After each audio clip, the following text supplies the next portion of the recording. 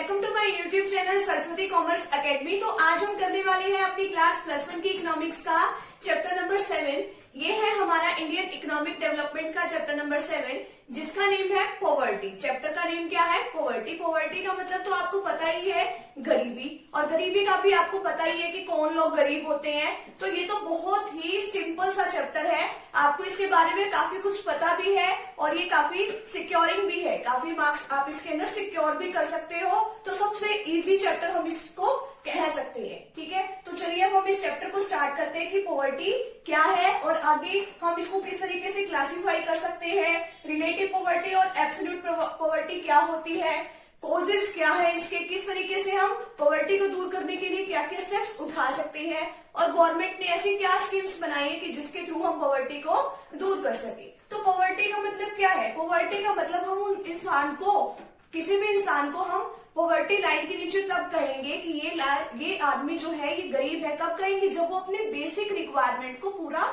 नहीं कर पा रहा है। ठीक है, तो poverty is the inability of a person to fulfil the minimum basic requirement, कि वो अपनी मिनिमम बेसिक रिक्वायरमेंट को भी, यानी कि जो उसकी मूलभूत आवश्यकताएं हैं उसको भी वो पूरा नहीं कर पा रहा है। अब वो देखो लाइफ में क्या क्या रिक्वायरमेंट सबसे ज्यादा इंपॉर्टेंट किस चीज की होती है? फूड की। हमें खाने के लिए खाना चाहिए। ठीक है, नेक्स्ट क्लॉथिंग, पहनने के लिए कपड़े चाहिए, रहने के लिए कहीं सेफ जगह पे रहने के लिए घर भी चाहिए हमें। ठीक है, हमारे पास हाउसिंग की फैसिलिटी होनी चाहिए। और आज के टाइम में तो दो और चीजों को इसके अंदर इंक्लूड कर दिया गया है, एजुकेशन और हेल्थ को। क्योंकि जब तक हम एजुकेशन नहीं लेंगे, कोई बच्चा जो है एजुकेशन नहीं लेगा, तब तक वो पॉवर्टी लाइन से बाहर नहीं निकल सकता है। और हमारी हेल्थ भी अच्छी होनी चाहिए। जब तक हमारी हेल्थ अच्छी नहीं होगी तब तक हम कुछ काम नहीं कर पाएंगे और वही हम गरीबी में ही रह जाएंगे। तो पॉवर्टी का सिंपल सा मतलब क्या है? किसी भी इंसान को हम पॉवर्टी में तब कहेंगे कि ये गरीब जब है जब वो अपनी लाइफ की बेसिक रिक्वायरमेंट को फुलफिल नहीं कर पा रहा है। ठीक है, नेक्स्ट है क्लासिफिकेशन ऑफ पॉवर्टी। आप देखो इसके अंदर ऑलवेज पुअर है, चर्निंग पुअर और ट्रांजिएंट पुअर है और नेवर पुअर है। ऑलवेज पुअर जो हमेशा ही गरीब रहते हैं वो उसको क्या कहते हैं? हम ऑलवेज पुअर। और इसको हम क्रॉनिक पुअर भी कह सकते हैं। इसका एक नंबर में क्वेश्चन आ सकता है, ऑलवेज पुअर को क्या कह सकते हैं? Chronic poor. ठीक है, अब जैसे कि ये बिल्कुल जो गरीब इंसान है, जैसे कि ये और कुछ काम करते ही नहीं है, भिखारी वगैरह जो है, बेगर्स हैं, इसके अंदर हम उन कैटेगरी के लोगों को इंक्लूड कर लेते हैं। नेक्स्ट है चर्निंग पुअर। चर्निंग पुअर का मतलब होता है कभी अमीर कभी गरीब। ठीक है, कभी तो ये अमीर हो जाते हैं टाइम पे, कभी तो इनको काम मिल जाता है किसी सीजन में, और कभी कभी इनको कोई भी काम नहीं मिलता। तो ये कभी अमीर और कभी गरीब रहते हैं। और ट्रांजिट पुअर का मतलब क्या है? ये वैसे तो गरीब नहीं होते, लेकिन कभी कभी इनका लक फैक्टर जो है वो काम नहीं करता, तो कभी कभी ये ओकेजनली हम इनको पुअर कह सकते हैं। कभी कभी ही गरीब होते हैं, ये हमेशा गरीब नहीं होते। नेक्स्ट है नेवर पुअर, जो कभी भी गरीब होते ही नहीं है। Variants of poverty. Variants of poverty का मतलब क्या है? इसके अंदर हम इसको दो पार्ट्स में क्लासिफाई कर सकते हैं, relative poverty and absolute poverty. Relative को तो यानी कि हम किसी के साथ उसको रिलेट कर रहे हैं, इसमें हम कंपैरिजन ही लेते हैं ज्यादातर। ठीक है, एक देश का किसी दूसरे देश के साथ कंपैरिजन करके देख लिया, या एक आदमी का दूसरे आदमी के साथ कंपैरिजन किया, किस तरीके से उसके पास कितनी उसके पास इनकम आ रही है, उस बेसिस पे हम कह सकते हैं कि जो इंडिया है वो क्या है, किसके कंपैरिजन में पुअर है? वो यूएसए के कंपैरिजन में वो क्या है? गरीब है। कौन गरीब है? इंडिया। तो इस तरीके से हम क्लासिफाई कर सकते हैं। अब मान लो कोई पर्सन है, एक पर्सन ए है और एक पर्सन है बी।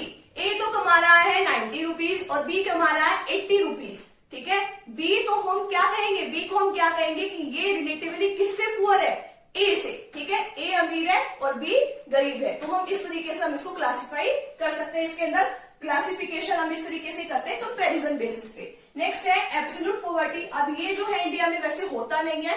इंडिया में कौन सी पॉवर्टी को इंक्लूड किया जाता है? एब्सोल्यूट पॉवर्टी को। एब्सोल्यूट पॉवर्टी यानी कि हम एक पॉवर्टी लाइन बना के रखते हैं। एक इस तरीके से पॉवर्टी लाइन होती है, तो जैसे ये लाइन है हमारी, तो इस तरीके से हमारी पॉवर्टी लाइन है। इसके नीचे वाले जो है, एक तो होता है अबव पॉवर्टी लाइन, एक होता है बिलो पॉवर्टी लाइन। ठीक है, आपने एपीएल और बीपीएल का तो सुना होगा ना। तो जो ऊपर वाले हैं, अबव वाले हैं, वो तो क्या होते हैं? अमीर होते हैं, और जो नीचे वाले हैं वो क्या है? गरीब है। तो पॉवर्टी लाइन का मतलब क्या है? एक कट ऑफ पॉइंट डिसाइड किया गया है।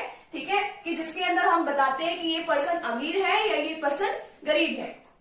जैसे कि रूरल एरिया, रूरल का मतलब गांवों का इलाका, ठीक है, और अर्बन एरिया यानी कि शहरी वाला।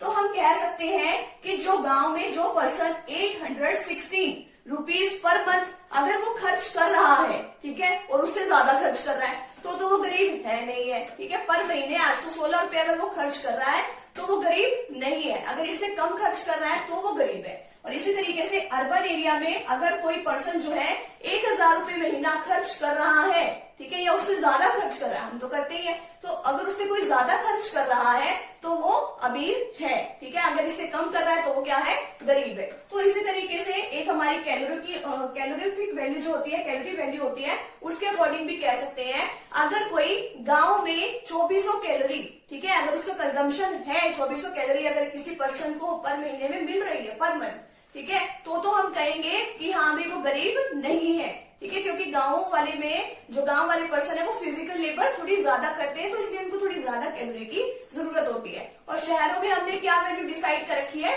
2100 कैलोरी, ठीक है, 2100 कैलोरी हमें शहरी इलाकों में जरूर मिलनी चाहिए सभी लोगों को, ठीक है। अब आप कहोगे कि गांव वालों को ज्यादा क्यों, मैंने आपको बताया ना, क्योंकि वहां पे उनकी फिजिकल लेबर थोड़ी ज्यादा होती है। तो अभी इस तरीके से हम इसको रिलेटिव पॉवर्टी और एब्सोल्यूट पॉवर्टी में हम इसको क्लासिफाई कर सकते हैं।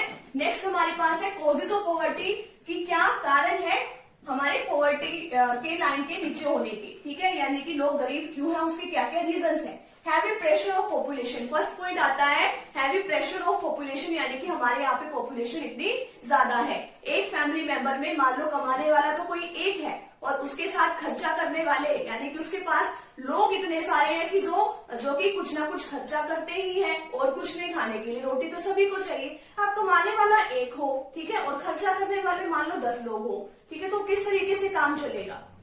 तो यानी कि पॉपुलेशन जो है सबसे बड़ा फैक्टर है गरीबी होने का, ठीक है। तो लोग इतना काम तो उनको होता नहीं है, ठीक है, लेकिन खर्चा करने वाले तो बहुत लोग होते हैं, तो इसीलिए उनका पूरा नहीं हो पाता, तो इसलिए वो गरीब ही रह जाते हैं। नेक्स्ट है क्रॉनिक अनएम्प्लॉयमेंट, उनको काम ही नहीं मिलता, यहाँ पे इतना कुछ है ही नहीं काम करने के लिए, तो काम करने के लिए कुछ नहीं है, उनके पास पैसे नहीं आएंगे, अगर पैसे नहीं आएंगे तो गरीब रहेंगे। नेक्स्ट है इन्फ्लेशनरी प्रेशर, इन्फ्लेशन का मतलब क्या होता है, कीमतों का बढ़ना, कीमतें ही बढ़ी जा रही है। खाने पीने की चीजें देख लो आजकल सारी महंगी, ठीक है, तो सारे ही लोग गरीब हो रहे हैं आजकल, तो कीमत ही बढ़ी जा रही है और कोई चीज तो सस्ती हो ही नहीं रही है। अगर जब तक कोई चीज सस्ती नहीं होएगी तो लोग उनके पास पैसे नहीं होते कोई भी चीज कंजम्पशन करने के लिए, तो लोग और भी ज्यादा गरीब हो रहे हैं। नेक्स्ट है lack of able and efficient entrepreneurs. Entrepreneurs का मतलब उद्यमी होते हैं, उद्यमी यानी कि जो अपना बिजनेस सेटअप करते हैं। अब इतना कोई नहीं सोचता कि हम अपना बिजनेस सेटअप करें। लोग आजकल दूसरों के अंदर काम करने में ज्यादा बिलीव करते हैं और अपना बिजनेस सेटअप नहीं करते। वो ये सोचते हैं कि हाय कभी हमने अपना बिजनेस स्टार्ट कर दिया तो हमारा कोई लॉस ना हो जाए, ठीक है, तो वो इस डर से अपना बिजनेस ही नहीं स्टार्ट करते हैं। उनके पास अच्छी बनी किसी के पास स्किल्स होने के बावजूद भी वो बिजनेस सेटअप ही नहीं करता है, तो वो लैक है यहाँ पे, तो इस वजह से भी लोग गरीब हो रहे हैं। किसी के अंडर काम करो ना, खुद का बिजनेस सेटअप करो ना, तो काम कैसे चलेगा। नेक्स्ट है लो रेट ऑफ ग्रोथ। हमारे यहाँ की जो ग्रोथ है वो क्या हो रही है, बहुत कम है, ठीक है, पॉपुलेशन तो बढ़ रही है लेकिन उस हिसाब से ग्रोथ नहीं है। लैक ऑफ इंफ्रास्ट्रक्चर, इंफ्रास्ट्रक्चर की यहाँ पर बहुत कमी है, ठीक है, सभी चीजों में, हेल्थ की देख लो, एजुकेशन देख लो, यहाँ पे लोगों को उतनी मिल ही नहीं रही है। नेक्स्ट है इनइक्वालिटीज ऑफ इनकम। अब जो अमीर लोग हैं वो तो और भी ज्यादा अमीर हो रहे हैं, ठीक है, और जो गरीब है वो और भी ज्यादा गरीब हो रहे हैं, तो सेम लेवल नहीं है इनकम का। ये नहीं है कि हाँ भी सभी लोगों को सेम इनकम मिल रही है, तो इस वजह से अमीर और अमीर बनता जा रहा है, गरीब और गरीब ही बनता जा रहा है। तो ये क्या है, इसके कॉजेज यानी कि कारण है ये इसके, और ये है मेजर्स टू रिमूव पॉवर्टी, किस तरीके से हम पॉवर्टी को कम कर सकते हैं, ठीक है। सबसे पहला पॉइंट आता है हमारे पास speeding up the pace of economic growth, यानी कि हम इकोनॉमिक की ग्रोथ कर सकते हैं। इकोनॉमिक की ग्रोथ किस तरीके से कर सकते हैं, हम अपना प्रोडक्शन बढ़ा सकते हैं। अगर हमने अपना प्रोडक्शन बढ़ाया, ठीक है, तो हमें लोगों को काम पे रखने की जरूरत होगी, लोगों को एम्प्लॉयमेंट मिलेगा। अगर एम्प्लॉयमेंट मिलेगा तो हमारे देश की जीडीपी बढ़ेगी, ठीक है, तो जीडीपी बढ़ने से नेशनल इनकम भी हमारी बढ़ती है। तो इकोनॉमिक ग्रोथ इस तरीके से हमारी हो सकती है, हमें अपने प्रोडक्शन बढ़ाने के ऊपर ध्यान देना चाहिए। नेक्स्ट है रिड्यूसिंग इनइक्वालिटी ऑफ इनकम। अब इनइक्वालिटी को, ठीक है, जो असमान वितरण है आय का, उसको कम करना चाहिए, यानी कि सभी को, अगर कोई सेम लेवल का काम कर रहा है, चाहे कोई अमीर हो चाहे कोई गरीब हो, सेम मिलना चाहिए उनको। सैलरी क्या मिलनी चाहिए, बिल्कुल सेम मिलनी चाहिए। जो गरीब लोग हैं उनको काफी सारी गवर्नमेंट ने क्या देनी चाहिए, सब्सिडी देनी चाहिए। और जो अमीर है, देखो जो गरीब है उनको तो गवर्नमेंट को क्या देनी चाहिए, सब्सिडी देनी चाहिए। और जो अमीर है उनके ऊपर टैक्सेस लगाने चाहिए। अब टैक्सेस लगाने से उनकी इनकम पे कुछ तो अफेक्ट पड़ेगा, कुछ तो वो गवर्नमेंट को देंगे, और वो उन टैक्सेस में से गवर्नमेंट क्या दे सकती है, गरीब लोगों को सब्सिडी प्रोवाइड कर सकती है। और क्या क्या रेमेडीज कर सकते हैं हम, लोगों को, जो लोग गरीब हैं उनको क्या दे सकते हैं, फ्री में एजुकेशन दे सकते हैं, ठीक है, और फ्री में उनको हेल्थ फैसिलिटीज दे सकते हैं, ठीक है। यानी कि उनको ठीक ठाक रहने के लिए अगर उनको मान लो मेडिकल सर्विस की कोई जरूरत है तो हम उनको वो भी प्रोवाइड कर सकते हैं। और उनका जो प्राइस है वो भी हमें क्या रखना चाहिए, जो गरीब लोग हैं उनके लिए थोड़े कम दामों पर हमें कोई भी प्रोडक्ट वगैरह जो है, खाने पीने की जो चीजें हैं वो उनको अवेलेबल करानी चाहिए। तो इस तरीके से हम इनइक्वालिटी के जो डिस्ट्रीब्यूशन है उसको कम कर सकते हैं। नेक्स्ट है देखो, redemption in growth rate of population, यानी कि पॉपुलेशन रेट को हम कम कर सकते हैं। गवर्नमेंट को कुछ ऐसे स्टेप्स उठाने चाहिए कि लोग जो है इतनी पॉपुलेशन को ना बढ़ाएं, ठीक है। अब नेक्स्ट है अदर मेजर्स। अदर मेजर्स में क्या क्या बातें आती है, डेवलपमेंट ऑफ एग्रीकल्चर। हमें देखो किसके ऊपर, अब हमारे देश में बहुत सारे लोग किसके ऊपर डिपेंड है, एग्रीकल्चर के ऊपर डिपेंड है। तो हमें वो बहुत सारे स्टेप्स उठाने चाहिए कि हम इस एग्रीकल्चर सेक्टर को किस तरीके से बूस्ट कर सकते हैं, ठीक है। हम देखो, हम सारा का सारा ध्यान सेकेंडरी और टेरिटरी सेक्टर पे तो दे रहे हैं, लेकिन हम प्राइमरी सेक्टर जो कि हमारा एग्रीकल्चर है, जिसके ऊपर हमारे देश की इतनी जनसंख्या लगी हुई है काम करने के लिए, उसके ऊपर हम ध्यान ही नहीं दे रहे हैं। उसके ऊपर हम कुछ भी ध्यान कंसीडर कर ही नहीं रहे हैं कि हमें जैसे इससे कोई लेना देना ही नहीं है। लेकिन ये तो प्राइमरी सेक्टर है, ये तो बहुत इंपॉर्टेंट है एग्रीकल्चर का, तो बहुत सारी चीजें तो यही हमें प्रोवाइड करती है। और ट्रैक्टर वगैरह की भी, काफी सारी मशीनरी की भी यही डिमांड भी करती है। तो ये तो सबसे इम्पोर्टेंट है, तो इसी के ऊपर हमें क्या देना चाहिए, ध्यान देना चाहिए, इसकी डेवलपमेंट करनी चाहिए। नेक्स्ट है stability in the price level. Price level को स्टेबल करना चाहिए ताकि जो गरीब लोग हैं ये भी अपनी नेसेसिटी चीजें जो है वो खरीद सके, अपनी महंगाई को इतनी नहीं बढ़ाना चाहिए। नेक्स्ट है change in technique of production. अब ये तो मानना सही, हाँ भी मशीन जो है, एक मशीन जो है 15-20 मजदूरों को काम आसानी से अकेले ही कर देगी। लेकिन अब देखो, अब एक मशीन आने की वजह से इतने सारे लोग बेरोजगार हो जाएंगे ना, तो जहां पे पॉसिबल है हमें कम से कम वहां पे लेबर इंटेंसिव टेक्निक का ध्यान देना चाहिए। यानी कि ज्यादा से ज्यादा हमें उस काम में लेबर लगाने चाहिए। अगर हम लेबर लगाते हैं तो उन लोगों को एम्प्लॉयमेंट मिलता है, ठीक है। तो इस तरीके से अपनी टेक्निक में चेंज करना चाहिए। नेक्स्ट है special focus on backward regions. जो ऐसे एरियाज है जो काफी पिछड़े हुए हैं, तो गवर्नमेंट को उसको सुधार करने के लिए कुछ काम करना चाहिए, ठीक है। और लोग जो अपना खुद का बिजनेस करना चाहते हैं, छोटी छोटी स्मॉल स्केल इंडस्ट्री सेटअप करना चाहते हैं, तो गवर्नमेंट को उनको क्या करना चाहिए, कुछ स्पेशल लोन्स की फैसिलिटी प्रोवाइड करनी चाहिए, ठीक है। अगर वो स्पेशल लोन की उनको फैसिलिटी जो है मिलेगी तो वो क्या करेंगे, अपना बिजनेस सेटअप कर लेंगे, ठीक है। तो इस तरीके से हम ये मेजर्स जो है उठा सकते हैं पॉवर्टी को कम करने के लिए। अब नेक्स्ट जो है, नेक्स्ट और लास्ट टॉपिक जो है, गवर्नमेंट ने कुछ वो बनाई हुई है, ऑर्गेनाइजेशन से बनाई हुई है, कुछ स्कीम्स चलाई गई हैं। हम उस स्कीम्स के ऊपर और डिस्कस कर लेते हैं, फिर हमारा ये चैप्टर कंप्लीट हो जाएगा। हमारे पास measures adopted by the government to remove poverty. अब गवर्नमेंट ने क्या क्या स्टेप्स उठाए हैं, अब देखो, सबसे पहले हमारे पास आता है स्वर्ण जयंती शहरी रोजगार योजना। अब स्वर्ण जयंती शहरी रोजगार योजना जो है ये गवर्नमेंट ने स्टार्ट करी थी 1 दिसंबर 1997 में। अब किसके लिए स्टार्ट करी थी, अब शहरी रोजगार है तो शहर के लोगों के लिए, जिन लोगों को काम नहीं मिल रहा है उनको एम्प्लॉयमेंट दिलाने के लिए ये शहर में स्टार्ट करी गई थी। और इसका जो खर्चा है वो स्टेट गवर्नमेंट और सेंट्रल गवर्नमेंट जो है मिलकर उठाती है। नेक्स्ट है प्राइम मिनिस्टर्स रोजगार योजना। अब प्राइम मिनिस्टर रोजगार योजना में क्या है, इसमें अपना बिजनेस सेटअप करने के लिए गवर्नमेंट ने क्या कह रखा है, अगर आप खुद का बिजनेस सेटअप करते हो तो आपको 1 लाख रुपए मिलेंगे। अगर आप किसी और अदर एक्टिविटीज में इन्वॉल्व होते हो तो आपको 2 लाख रुपए मिलेंगे, ठीक है। नेक्स्ट इसमें आता है नेशनल रूरल लिवलीहुड मिशन।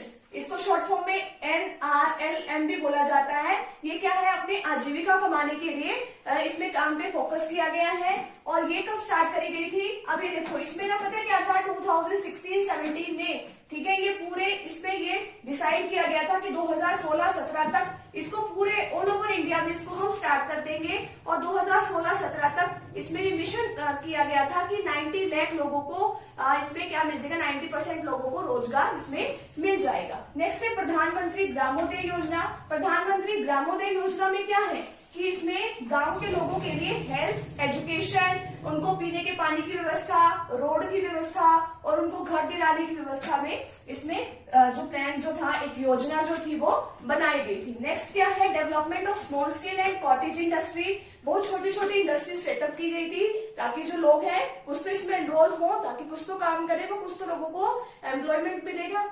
अब नेक्स्ट है minimum need programme. Minimum need programme भी क्या है कि लोगों को बेसिक रिक्वायरमेंट तो पूरी कराई जाए। अभी देखो क्या क्या प्रोवाइड करा सकते हैं, हेल्थ की फैसिलिटी, प्राइमरी एजुकेशन की, इंफ्रास्ट्रक्चर जो गांवों के लोगों के लिए, जैसे गांव में सड़कें बनवा दी, रोड्स बनवा दिए, जैसे कि उनको पीने के पानी की व्यवस्था करा दी, उनको हेल्थ फैसिलिटी प्रोवाइड करा दी, तो ये सब इसमें फैसिलिटी प्रोवाइड कराई गई। नेक्स्ट है Mahatma Gandhi national rural employment guarantee scheme. इसमें क्या है, इसको मनरेगा के नाम से भी जाना जाता है। तो कॉम्पिटिटिव एग्जाम में भी क्वेश्चन आता है कि इसमें क्या बताया गया था कि अगर कोई पर्सन मिनिमम वेज रेट पे काम करने के लिए तैयार है तो उसको एक साल में 100 दिनों का काम उसको मिल सकता है। ये नहीं है कि अपनी डिमांड करे कि मेरे को इतनी तनख्वाह चाहिए, ऐसा नहीं है। जो भी उनको मिनिमम वेज रेट मिलेगा उसके ऊपर वो काम करने के लिए अगर कोई तैयार है तो वो उनको काम मिल सकता है। 1 जनवरी 2016 तक 3.63 करोड़ जो फैमिलीज को इसमें रोजगार जो है मिला है। तो इस तरीके से गवर्नमेंट ने कुछ स्कीम जो है सेटअप करी है कि हम पॉवर्टी को दूर कर सकते हैं। तो इसी के साथ हमारा जो चैप्टर नंबर 7 है वो यहीं पे कंप्लीट होता है। तो हम इसी के साथ अब नेक्स्ट चैप्टर जो है स्टार्ट कर देंगे। नेक्स्ट चैप्टर आपको नेक्स्ट वीडियो में मिलेगा। अगर आपको पिछले किसी चैप्टर्स की वीडियो देखनी है तो आपको लिंक जो है वो किसमें मिल जाएगा, डिस्क्रिप्शन बॉक्स में मिल जाएगा। मैंने प्लेलिस्ट का लिंक क्रिएट कर रखा है, ठीक है, तो आप वहां से देख सकते हैं। और अगर आपको वीडियो पसंद आई हो तो चैनल को लाइक एंड सब्सक्राइब जरूर कर दीजिएगा और अपने दोस्तों में वीडियो को जरूर शेयर कीजिएगा ताकि उनकी भी हेल्प हो। तो मिलते हैं नेक्स्ट टॉपिक के साथ एंड नेक्स्ट वीडियो के साथ। Thank you very much.